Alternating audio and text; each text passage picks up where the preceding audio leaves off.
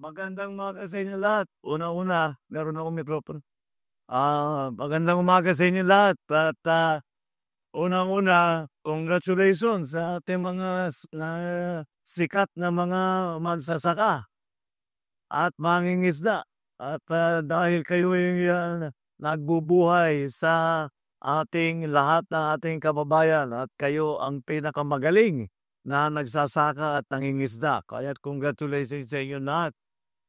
Maraming salamat sa inyong sakripisyo. Alam namin ang buhay ng mangingisda, ang buhay ng mga magsasaka ay hindi madali at napakahirap para lamang makapaghanap buhay, maipakain hindi lamang ang ating mga pamilya kung hindi pinapakain ang buong Pilipinas. Kaya't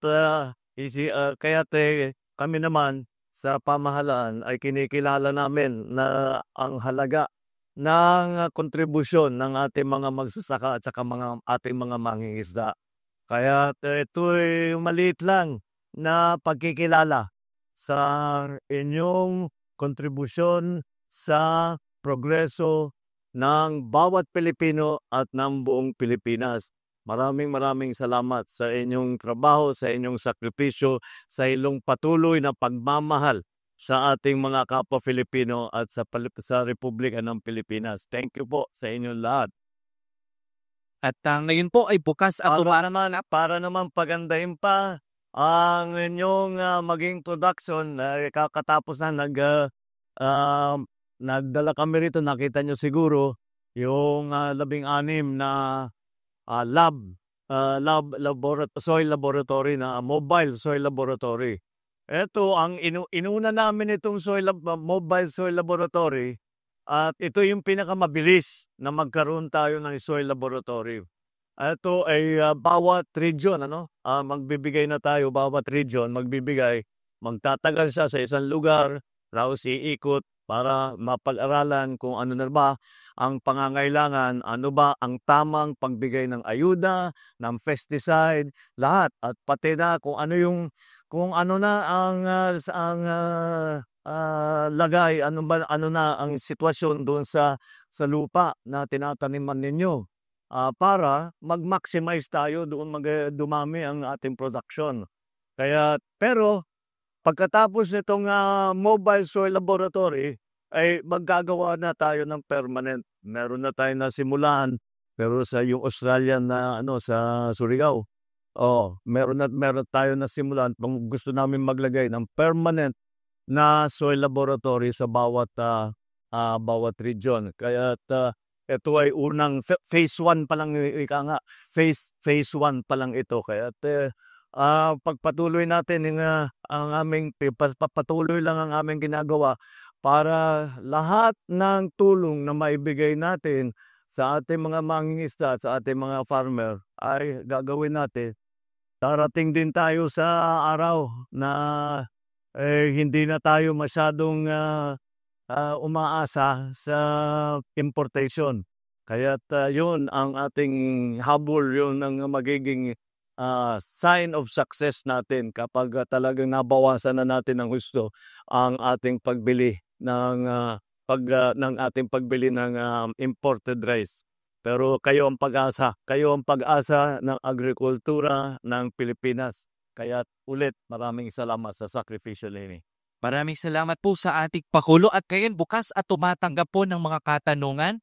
Maaari pong banggitin ng inyo pong pangalan, organisasyon at kung taga saan po. Panatilihin ko direkta katanungan at tukuyin ko kanino nais marinig ang kasagutan. Ako po si Geneva Ganyalon from La Union po, Region 1. Ang outstanding young farmer po and namamayari po ng G's Daiquiri Food Processing.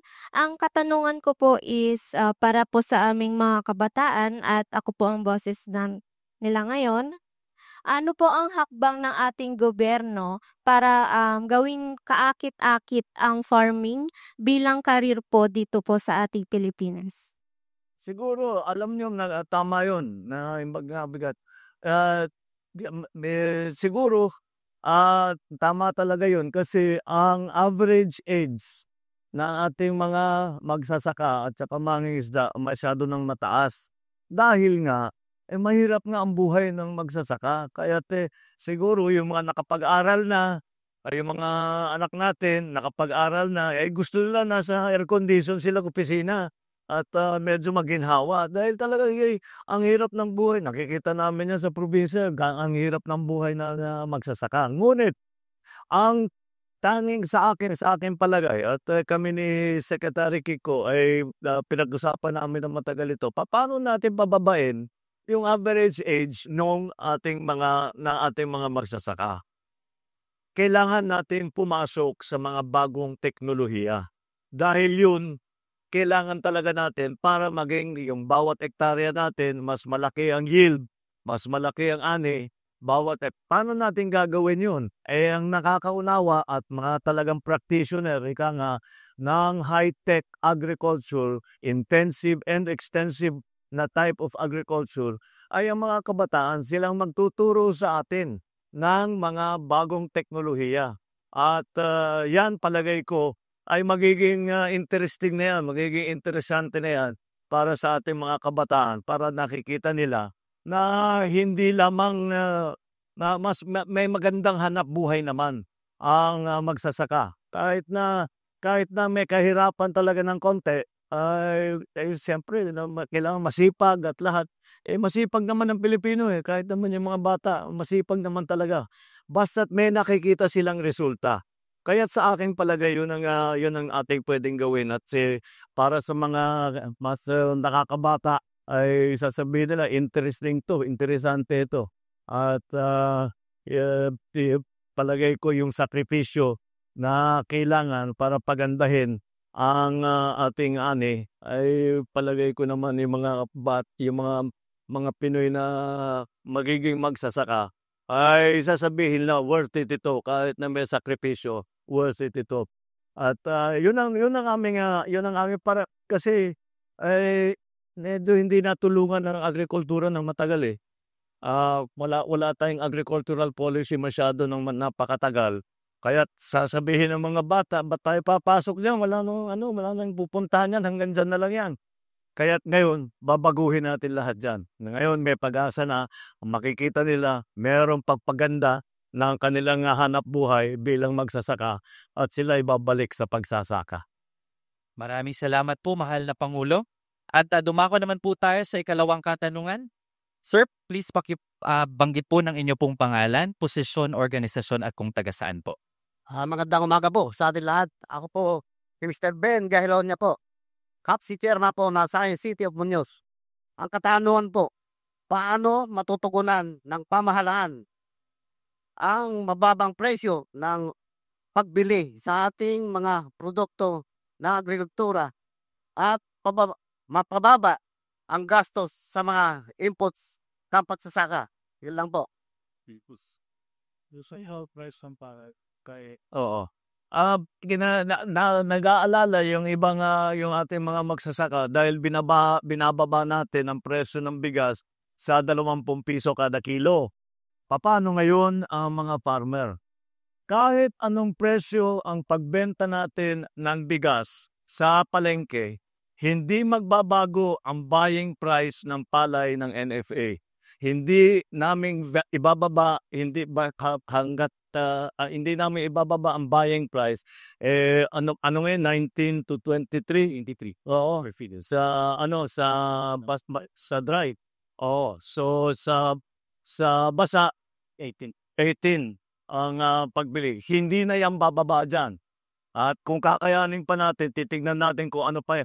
Pero hindi lang naman ang suporta na ibibigay natin, hindi lamang doon sa palay buying, kung hindi sa iba't ibang inputs kagaya ng nabanggit ninyo. Kaya't ang DA, ang ginagawa, imbis na kayo ang bibili na maghahanap kayo ng urea, maghahanap kayo ng lahat ng pesticide, ang DA na ang bibili para makarami. Pagka nakarami, makamura tayo. Tapos, nandyan na yung lab, yung ating soil laboratory, sa aking palagay, unang salta pa lang makikita mababawasan ang gastos natin dahil alam na alam ngayon natin kung gaano karami ang ilalagay na ayuda na fertilizer, kung gaano titigil. Tapos kung ano yung lupa na kailangan pahingahin muna, yun dahil may soil analysis tayo. Kaya malaking mababawas sa ating gastos kasi alam na natin eksakto lang ang ibibigay natin. Hindi tayo basta lagay ng lagay baka sakaling gumanda. Yun ang ating ginagawa dahil wala tayong soil lab noon. Ngayon meron na tayo, makakatulong yan. So lahat ng cost para sa inputs na aming ginagawa ay makakatulong hindi lamang sa buying price ng palay. At bukod pa ron, pwede ko na i-announce yung NFA, bibili na rin ng mais. Bumabalik talaga tayo doon sa dating trabaho ng NFA na rice and corn. Rice and corn talaga yung NFA. Kaya ngayon, bumabalik na naman tayo. At again, ang presyo na yan ay kailangan maganda ang hanap buhay ng ating mga farmer. Hindi namin kahit anong presyo sa palengke. Hindi konektado yun. Basta titiyakin namin na yung hanap buhay ng ating mga magsasaka ay mabuti-buti naman. Hindi laging naghihirap at hindi laging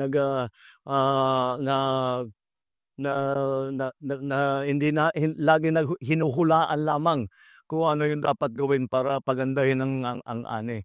So, lahat ng mga inputs, lahat ng pati sa buying price, lahat yan ay titiyakin namin na sapat para naman yung ating mga farmer ay may hanap buhay naman at mapakain ng kanilang mga pamilya, mapag-aral ang kanilang mga anak, yun lang naman ang hangarin natin. Thank you. Maraming salamat po sa ating mahal na Pangulo at tumako po tayo sa ating panghuling katanungan. Sige, may Ginoo pong sa harap na gustong magtanong, pangalan lang po at organisasyon at taga saan. Okay, good morning po. Jumer Balag from Region 7, Bohol, High Value Crops, Farmer Vegetable. So, meron po akong inihanda dito, mahal na Pangulo. Nakakudigo po ako ngayon para hindi ko po makalimutan. So, ito po yung katanungan ko po.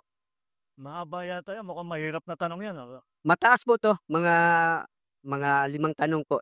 Hindi po, isa lang po. So, ito po yung katanungan ko po, mahal na Pangulo.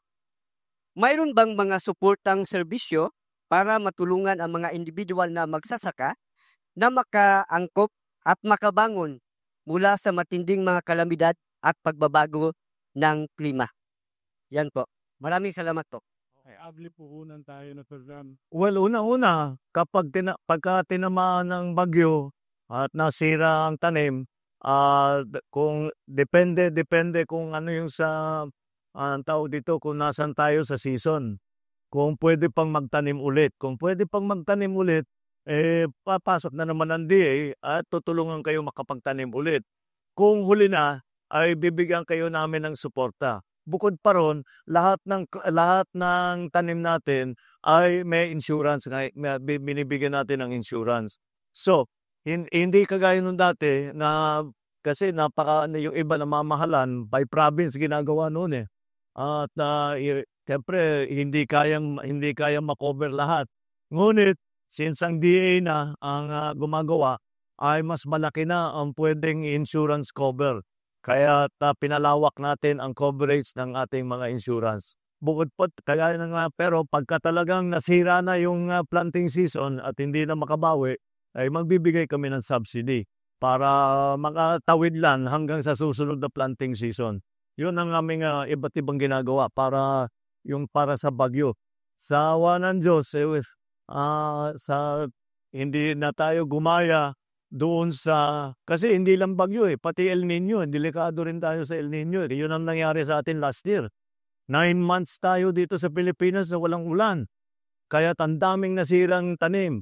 Kaya napilitan kami mag-import ng malaki. Tapos bukod pa doon, ay nagbigay naman kami hindi pa buo yung insurance namin Pero ngayon, ready na tayo. Kung maulit ang El Nino at maulit yung sunod-sunod na bagyo na kung maalala nyo, 6 na bagyo yun na wala pang 1 buwan, 6 na bagyo tumama rito sa Pilipinas, handa na ngayon tayo dahil alam na natin kung ano yung mga kailangan gawin nailagay na natin ang mga iba't ibang sistema sa DA, sa NFA, at sa hanggang sa local level ay handa na tayo. Alam na namin yung aming kailangan gawin, inayos na namin ang sistema para hindi naman masyadong mahirapan ang mga farmer natin.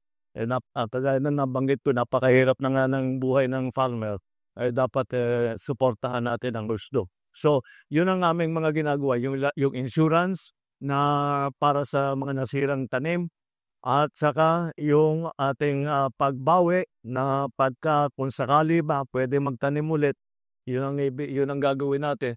Yung Kailangan ng suyo nakalista sila sa RS. RSPSA, basta't kasama kayo sa RSPSA, kasama kayo dyan sa lahat ng mga sistema na yan.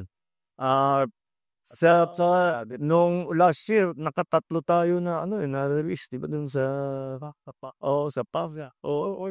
More than 3. Dahil yun na nga, yung sa Bagyo, ang daming nasira. Pero ngayon, alam na natin ang gagawin natin.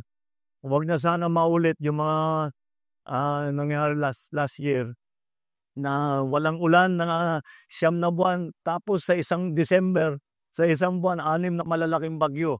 Kaya't sana hindi na maulit yan. Pero kahit na maulit yan, mas ready na tayo ngayon kaysa sa nakarang taon.